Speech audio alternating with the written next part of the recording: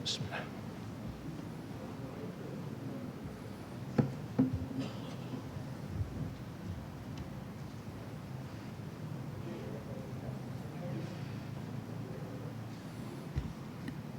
Assalamualaikum warahmatullahi wabarakatuh. A'udzubillahi minasyaitonirrajim. Bismillahirrahmanirrahim. Alhamdulillahi rabbil alamin, wassalatu wassalamu ala asyrafil anbiya'i wal mursalin sayyidina wa maulana Muhammadin sallallahu alaihi wasallam wa ala alihi wa sahbihi ajma'in. Rabbi shrah li sadri wa yassir li amri wahlul 'uqdatam min lisani yafqahu qawli. Rabbi yassir wa la tu'assir wa tammim bil khair. Amma ba'du. Fa inna asdaqal hadithi kitabullah wa khairal hadi hadi Muhammadin sallallahu alaihi wasallam wa syarrul umuri muhdatsatuha wa kullu muhdatsatin bid'ah wa kullu bid'atin dalalah wa kullu dalalah finnar.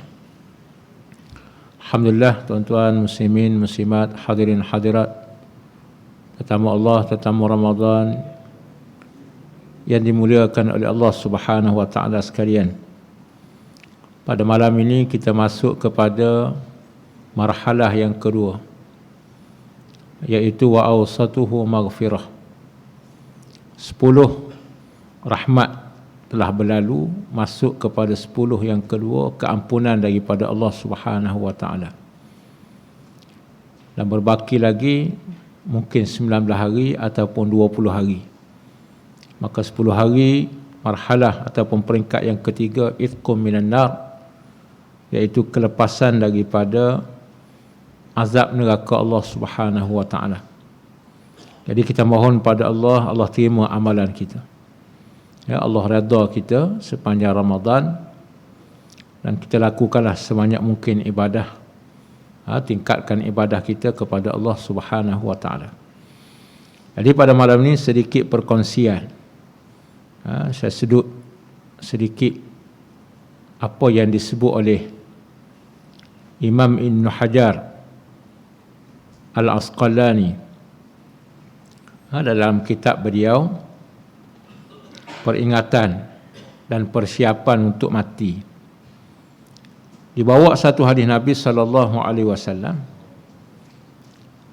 Bismillahirrahmanirrahim. Wa bi qala Abu Hurairah radhiyallahu taala anhu menyatakan bahawa Rasulullah sallallahu alaihi wasallam pernah bersabda, salasun munjiyatun wa salasun muhlikatun wa salasun darajatun wa salasun kafaratun.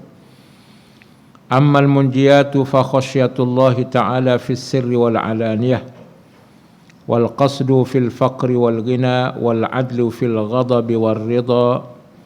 Wa ammal muhlikatu fa syuhun syadid wa hawan muttaba' wa i'jabul mar'i bi nafsihi. Wa amma ad-darajatu fa ifsha'us salam wa it'amut ta'am was salatu bil laili wan nasu niyam. Wa amma al-kaffaratu fa isbaghul wudu'i fis sabarat wa naqlul aqdami ila al-jama'at wa intizarus salati ba'da as-salah. Artinya sabda Nabi sallallahu alaihi wasallam, ada 3 perkara yang boleh menyelamatkan daripada seksaan Allah. 3 perkara yang merosakkan, 3 perkara yang boleh meninggikan darjat di akhirat, dan 3 perkara yang boleh menghapuskan dosa. Dalam satu hadis ini ada 12 perkara. Baik, 3 perkara yang boleh menyelamatkan manusia daripada seksaan azab neraka Allah di akhirat. Yang pertama, takut kepada Allah saat bersendirian maupun di tempat awam. Khasyatullah fis sirri. Sirri ini kita duduk seorang-seorang, senyap. Orang tak ada, kita je. Kena takut pada Allah. Maknanya apa yang Allah nak kita buat, apa yang Allah larang kita kena tinggal. Sebab ghalib manusia, bila mana ada orang, mungkin dia malu pada orang. Tapi bila mana bersendirian, mula was-was syaitan, nafsu menggoda. Tengok kiri kanan tak ada orang, CCTV pun tak ada, maka dia beranggap dia bersendirian. maka berlakulah apa yang berlaku, maksiat kepada Allah. Maknanya tak takut Tuhan. Jadi siapa takut ketika mana bersendirian ataupun khalayak ramai, maka dia akan selamat. Dunia dia akan selamat, akhirat akan selamat. Dan ini pun intipati hasil daripada kesudahan yang kita dambakan kepada Allah daripada Ramadan. Taqwa Allah, taqwa at-taqawi, untuk menguatkan bekalan kita di akhirat. Sebab perjalanan kita jauh perlu kepada bekalan. Apa tujuan bekalan? Untuk menguatkan diri kita. Jadi kemuncak ibadat Ramadan kita untuk kita mendapat khasyah, taqwa Allah. Dapat di situ selamatlah kita dunia akhirat. Itu pertama. Yang kedua, kata Nabi SAW, yang boleh menyelamatkan kita iaitu berjimat cermat. Baik masa kita tidak memiliki apa-apa maupun ketika kita kaya. Fil faqri, ketika mana susah, wal ghina, waktu kita kaya. Sebab itu Allah Subhanahu Wa Taala menyatakan dalam satu cerita kisah yang menarik. Tuan-tuan boleh buka, baca dalam Al-Quran kisah Nabi Yusuf AS. Bagaimana Nabi Yusuf menyusun ekonomi negara Mesir pada waktunya. Hasil daripada Raja Mesir waktu itu bermimpi 7 ekor lembu kuru makan 7 ekor lembu gemuk. Dalam mimpi itu, lembu makan lembu. Tapi yang peliknya, yang kuru makan yang gemuk. Kalau yang gemuk makan yang kuru, mungkin kita logik akal boleh terima, tapi pelik. Dahlah lembu, kuru pula makan lembu gemuk. Jadi raja tadi rasa apakah makna simbolik daripada mimpinya. Lalu pembantunya bawa mimpi ini, tanya kepada Nabi Yusuf AS waktu itu di dalam penjara. Kenapa di penjara? Kerana difitnah. Cerita panjang, menarik. Sedihlah cerita Nabi Yusuf ni, tapi penghujungnya bahagia. Ini cerita yang menarik. Sebab itu cerita ni kalau nak suruh menarik, seronok, memang kita kena ikut cara-cara pengesahan cerita dalam Al-Quran. Adanya hero, ada penjahat, ada suasana suka duka. Maka di sana menariklah cerita tersebut. Jadi bila mana ditanya, Nabi Yusuf pun beritahu bahawa satu masa nanti ekonomi negara Mesir ini akan jatuh merudum. Iaitu ditimpa kemarau selama 7 tahun. 7 tahun tuan-tuan, tak hujan. Kemarau, kering, gersang. Dan sebelum 7 tahun itu berlaku, negara Mesir ini maju, ekonominya mencanak selama 7 tahun. Maka Nabi Yusuf memberitahu bahawa hendaklah dalam tempoh 7 tahun yang subur ini, ekonomi yang kemuncak ini, hendaklah kita berjimat cermat, menyimpan simpanan untuk kita buat bekalan ataupun stok masa yang akan tiba. Sebab ekonomi ini dia tidak menentu. Betul, hari ni pun begitu juga. Dia nak pulih itu dalam masa 7 tahun. Bila mana naik balik, dia tak lama. Lebih kurang 7 tahun, dia jatuh balik. Dia gitu, ekonomi. Tuhan buat begitu. Peraturan, sunnatullah. Jadi oleh kerana jimat cermatnya Nabi Yusuf AS setelah dilantik menjadi Menteri Ekonomi, keluar daripada penjara, dan dia menawarkan diri dia oleh kerana dia ada kepakaran dalam bab ekonomi, maka dilantiklah ia sebagai Menteri Ekonomi pada waktu itu. Maka dia mengurus ekonomi dengan baik sehingga negara Mesir maju. Ketika mana ekonomi dunia sekitarnya waktu itu jatuh merudum, maka mereka meminta bantuan geran-geran daripada Mesir untuk membantu mereka. Di situlah bertemu kembali antara Nabi Yusuf dengan adik-beradiknya. Kerana adik-beradiknya Nabi Yaqub tinggal di Palestin. Palestin ditimpa susah, mereka pergi ke Mesir kerana Mesir ini sempadan, dan mereka tahu bahawa negara Mesir waktu itu tidak ada apa-apa dari sudut terkesan ekonomi. Dia pergi minta bantuan. Pergi jumpa, rupa-rupanya Nabi Yusuf AS. Tapi oleh kerana tempoh yang begitu lama, dia tak kenal dah adik dia. Ini abang-abang ni tak kenal dah Nabi Yusuf itu sebagai menteri. Maklumlah dulu comok, kecil, sekarang ni duduk dalam keadaan suasana yang selesa, dijaga semua sekali, maka lainlah dengan rupa, dengan masa dan sebagainya. Maka ini suasana yang Allah Ta'ala beritahu berkenaan dengan jimat cermat. Mana kita akan selamat. Bukan kata akhirat je, dunia pun kita selamat. Sebab ghalib keadaan manusia waktu kita susah, siapa pun tuan, maka banyaklah kita berkira-kira untuk kita membeli sesuatu. Nak beli benda ni memang kita nak, tapi kalau kita beli tak cukup, nak buat benda lain, cermat kita. Tapi bila mana Allah beri kepada kita nikmat yang banyak, pada waktu itu kita pula tak tahu nak buat apa duit banyak sangat ni. Mula nak enjoy. Dapat 1 juta, dalam kepala kita nak belanja 2 juta. Dapat 3 juta, belanja dalam kepala kita nak belanja 4 juta.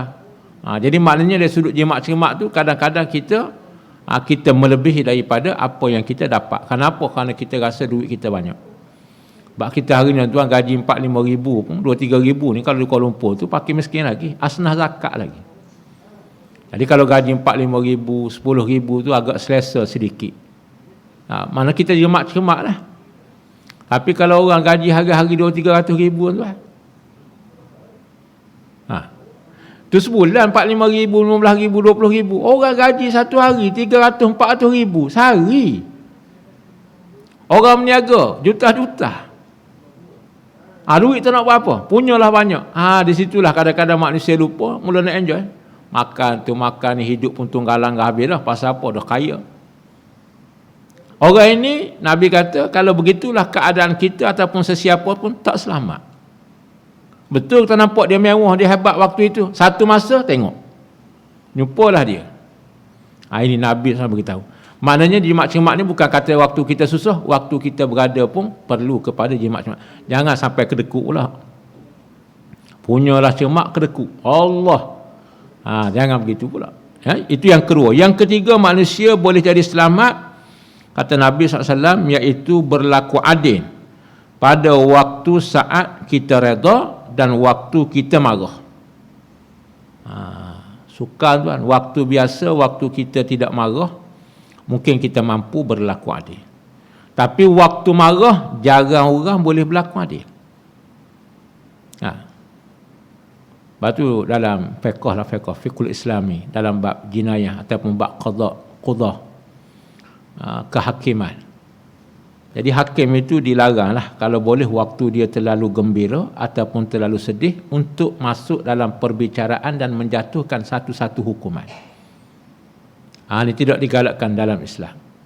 Sebab apa tuan? Sebab emosi itu bimbang, takut memberi kesan kepada hukuman. Waktu kita seronok, kita suka dapat sesuatu benda anugerah, maka happy kita. Hari itu ada bicara, kita masuk oleh kerana seronok, patut hukumnya sekian-sekian. Tapi oleh kerana dia rasa gembira, tak apalah, oleh kerana saya begini-gini, dia pun hukum tak sepatutnya. Itu waktu gembira. Waktu yang terlalu berduka cita, sama juga. Bimbang, takut ditimpa musibah ataupun digeram, dia bergaduh dengan siapa-siapa, masuk dalam perbicaraan, dia jadi hakim. Dia nak marah isu yang luar mahkamah, bukan isu hak mahkamah tu. Oleh kerana terkesan dia marah, dia geram, dia macam-macam, akhir sekali dia jatuh hukuman pada orang tu, patut hukumnya sikit, pergi hukum banyak. Sebab emosi dia tak stabil. Marah, geram. Sebab tu Nabi memberitahu bahawa sifat adil ini bukan sahaja waktu kita biasa tidak emosi, waktu emosi kita tertekan pun hendaklah kita berlaku adil, baru selamat. Kalau tidak, tak selamat. Pama kita tuan, kalau nak marah anak kita tuan, kita pukul kuat sikit. Waktu biasa salah sikit pun kita tak marah. Jadi pukul kuat tu kadang-kadang mencederakan. Berapa ramai kita ada berlaku penderaan tanpa sedarlah. Dia geram nak marah, balik rumah panas-panas, maka tengok macam yang berlaku, akhir sekali dia marah. Dia pukul anak dia, akhir sekali masuk ICU. Dia sedar daripada marah, barulah dia menyesal. Maknanya tindakan itu tidak berlaku keadilan yang sepatut dan selayaknya. Dulu kita dengar tak, dipukul, dipalu anaknya dengan getah paip, masuk ICU, akhir sekali mati. Beli kereta baru, anak dia ni ambil paku, jumpa paku kat mana, seronok tulis dekat kereta. Bayang tuan, kereta baru beli, mahal, parking depan rumah, turun-turun calar habis kereta. Anak kita mana tahu, dia seronok dia tulis dekat Dah kereta baru kan seronok dia tulis. Macam rumah kita tuan. Rumah kita ni kalau ada anak kecil, tuan-tuan apa sama. Rasa rumah saya tu habis, dinding tu habis dah. Coting habis, coting. Rumah tak apalah kita boleh cat, taklah mahal sangat. Kereta baru. Keluar naik angin, masuk hantu tuan, naik syaitan. Dia marah, dia kata buat dengan apa? Kawan tu tunjuklah takut-takut. Budak dia tahu apa? Dia tunjuk paku. Kawan tu ambil paku tuan. Ni berapa tahun lepas, ambil paku, dia cala tangan anak dia. Cala ke tangan, berat. Dalam keadaan nak marah. Luka tangan, meraung tak cerita lah. Akhir sekali balut, tak pergi hospital lagi. Taruh ubat luka gitu ya. Besi tuan, dia berkarat. Jadi karat tu masuk kat dalam tangan anak dia. Akhir sekali tuan, buruk tangan tak silap kena potong kan anak tu mati. Akhirnya mati. Pasal apa tu? Pasal kita terlalu marah, mengikut emosi, maka tindakan kita tidak adil. Sebab tu Nabi SAW beritahu, kalau kita tak berlaku adil waktu kita reda, waktu biasa, waktu marah, tak selamat. Tak menyesal kita? Menyesal. Kalau tak mati pun tangan kudung dah anak kita. Doktor kata tangan awak tak boleh berawak dah anak awak ni. Dah habis dah, koma habis dah. Satu tangan dah buruk dah. Tak menyesal sudah kita. Kereta kita boleh tukar. Ada duit, panjang umur, ada rezeki. Tangan anak boleh? Tak boleh. Pasal apa? Pasal ikut emosi. Sebab tu benar. Apa yang Nabi sebut, sebab tu kita sebut. Sadaqah Rasulullah. Bila mana baca Quran, sadaqallah. Benarlah apa yang Allah firman. Benarlah apa yang Rasulullah sebut. Maknanya, kalau nak selamat, berlakulah adil. Yang inilah payah tuan. Sebab tu benda ni, kalau kita buat sempurna dengan Ramadan, kita berlaku adil, insya-Allah kita akan selamat. Kita ambil 3 perkara lagi. Baki lagi, kita sambung akan datang. 3 perkara manusia akan jadi rosak, kata Nabi SAW. 3 perkara yang boleh merosakkan ialah, pertama, terlalu bakhil. Terlalu bakhil. Bakhil yang bersangatan. Rosak manusia. Itu dia. Fasyuhun syadid. Syuhun, syahih. Bakhil ni, dia tak nak bagi dekat orang, tapi dia tak tamak hak orang. Dia panggil bakhil. Bakhil. Ialah setakat dia je. Tapi syuhun, syahih ni, dahlah dia tu bakhil. Dia tamak pula, kalau boleh, yang orang punya pun dia nak. Tu maknanya kalau orang begitu sifatnya, kata Nabi, rosak orang ni. Yang dia tak nak bagi, yang orang dia mahu. Lepas tu ada pepatah kata, jangan kenekuk seperti tangkai jering. Kenekuk umpama tangkai jering. Dulu kita pun tak faham. Bila mana kita umur dewasa, kenapa? Kita kaji sedikit. Kenapa diumpamakan dengan tangkai jering? Tak diumpamakan dengan tangkai pisang. Kenekuk macam buah pisang. Tak ada orang sebut. Sebab apa tuan jering? Sebab tuan-tuan, buah jering ni, sekalipun dia kering dekat pokok dia, dia tak luruh. Tak luruh. Nak kita punya kedekut buah dia tu sampai kering, tak bagi dekat orang. Buah pisang, dia masuk ranum sampai satu masa dia buruk. Kena angin sikit jatuh. Buah durian, besar-besar buah durian pun jatuh. Buah jering tak jatuh. Orang tua kata kenekuk umpama tangkai jering. Kalau dia pegang kemas tak lepas dah berpeluh situ. Allah kenekuk punya orang. Maka oleh kerana itu kata Nabi, orang ini akan rosak. Rosak dia. Itu dia. Orang bakhil tu apa jadi? Kalau dalam Quran, iaitu terjadi sebagaimana terjadi kepada Qarun. Puncak Tuhan binasa dia kena kenekuk ya. Walha dia kena keluar zakat. Wajib zakat tu. Bukan sunat, wajib. Yang wajib pun oleh kerana kedekut dia tak keluar. Apa jadi? Ditelan bumi. Pasal apa? Syuhun syadid, yang bersangatan bakhil. Jadi mana kita jangan jadi bakhil tuan. Dan kita pun alhamdulillah tidaklah bakhil sangatlah. Sikit-sikit tu adalah. Tu kena rawat juga. Jangan biarkan dia sehingga kita jadi kedekut. Sebenarnya seronok ni pada memberi berbanding pada menerima. Cuma oleh kerana nafsu dan juga syaitan tu dia hasut. Dia rasa seronok dari menerima daripada memberi. Hakikat seronok memberi daripada menerima. kita rasa seronok boleh bantu orang, kita boleh tolong orang. Seronok yang teramat berbanding dengan kita terima. Sebab tu Nabi sebut, al-yadu sufla khairum minal yadi minal yadi apa ni? Yang bawah ni al-a'la khairum. Al-yadil a'la khairum minal yadi sufla. Tangan yang atas lebih baik daripada tangan yang bawah. Maknanya yang memberi itu lebih baik daripada yang menerima. Atau kama qala Rasulullah SAW. Maknanya seronok tuan memberi. Sebab itu kasih cinta itu memberi, barulah kita akan menerima. Dia bukan untuk menerima semata-mata. Sebab itulah Nabi suruh kita sentiasa memberi. Lebih lagi Ramadan. Nabi ni sebagai lebih laju daripada ar-rihul mursalah. Maknanya pemurahnya Nabi lebih laju daripada angin yang berderu. Lajunya masya-Allah. Yang kedua, manusia rasa menurut hawa nafsu. Nafsu tu ikut nafsu. Kita nafsu tak nak ke surau, nafsu tak nak belajar, nafsu tak nak mengaji, nafsu tak nak taubat, nafsu kita pun ikut. Akhir sekali binasa. Yang ketiga, bangga terhadap diri sendiri. SS syok sorang. Masuk baku akak sendiri. Orang lain tak nak puji, kita puji kita sendiri. Ni rosak. Orang yang syok sorang ni dia tak naik tahap dia. Sebab dia rasa selesa, dia rasa dah bagus.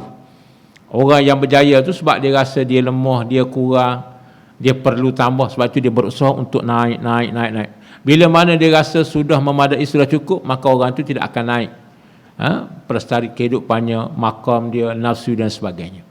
Jadi maknanya dia akan rosak sorang dia. Sebab itu Nabi larang kita tuan. Orang yang tak layak dipuji, jangan dipuji. Sebab apa? Sebab mematikan semangat dia. Kalau kita puji orang tak layak dipuji, seperti kita sembelih mereka tanpa pisau. Nampak hidup tapi tak hidup. Dia tak maju. Sebab tu Nabi larang. Sebab tu kalau kita jangan bunuh semangat kawan kita, saudara kita dengan sebab kita puji dia melampau, sedangkan sifat itu tidak ada padanya. Dia boleh matikan semangat kita. Sebab tu kalau kita nak puji, betul-betul orang tu ada sifat itu dan kita puji di atas sifat kebaikan dia. Dan jangan berlebih-lebihan. Kalau lebih, Nabi suruh pula ambil pasir, tabur dekat dia. Maknanya apa tu? Kita bimbang, takut dia perasan. Kita puji tu satu hal, dia sorang tu berasa bagus tu. Sebab orang nak puji belaka ni. Akhir sekali dia tak ke mana. Maka Nabi kata waktu itu dia akan rosak. Itulah 3 perkara yang merosakkan manusia dan 3 perkara yang menyelamatkan manusia. Baki lagi 3 perkara meninggikan darjat, 3 perkara yang menghapuskan dosa. Panjang umur, insya-Allah kita akan bertemu pada suasana yang lain, insya-Allah. Moga-moga bermanfaat kepada kita semua pada perkongsian ringkas pada malam ini, insya-Allah. Sekadar itu dulu daripada saya. Assalamualaikum warahmatullahi wabarakatuh.